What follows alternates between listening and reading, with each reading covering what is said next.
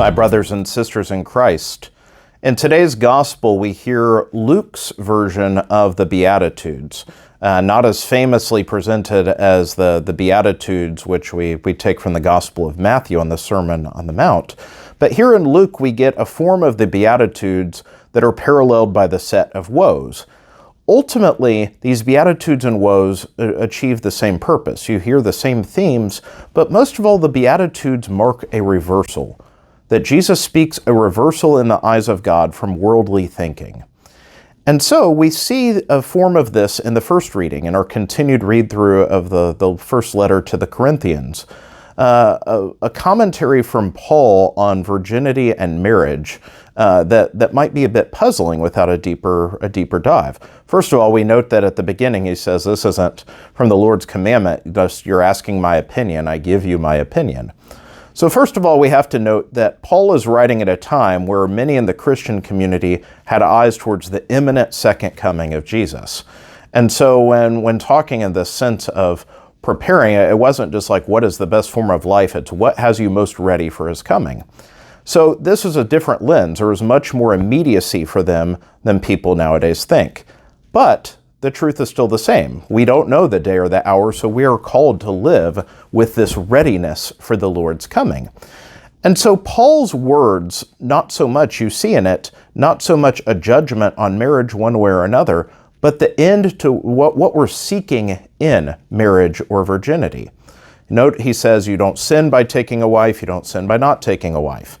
But what he would warn is, as we hear in the gospel, we need to think of these things differently than the world does. Nowadays, everyone thinks in terms of sex. Sex is what seems to drive everything in human behavior, including that of marriage. Often even well-intended people of Christian faith will say, well, the right way, okay, I'm not supposed to be promiscuous or have sex outside of marriage. And so, by getting married, that allows me to indulge my sexual urges in a way that's not sinful. And this is the wrong way of thinking about it. It's not that sexuality doesn't have its part in this, but everything is about cultivating the sacrificial love of God in us, whether you are married, whether you are not married.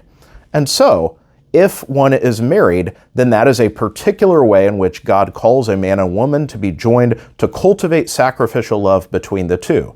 Yes, sexuality plays a role in this, but it is something that is more superficial than what is at the heart of it.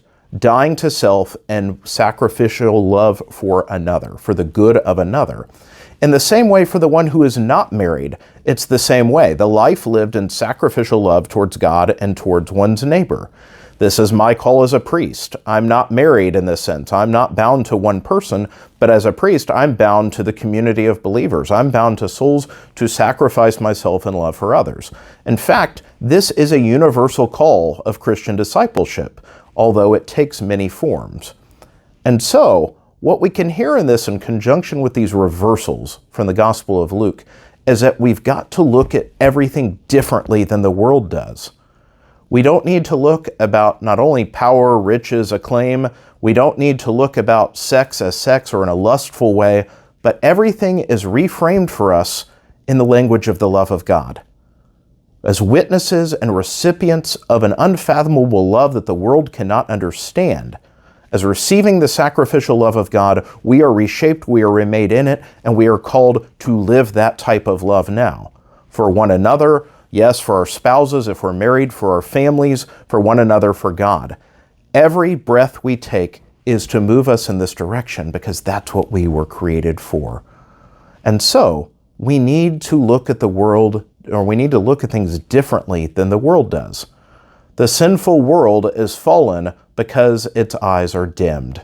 But instead, God has revealed his love to us and shown us something so much better. May we live it fully. May God bless you.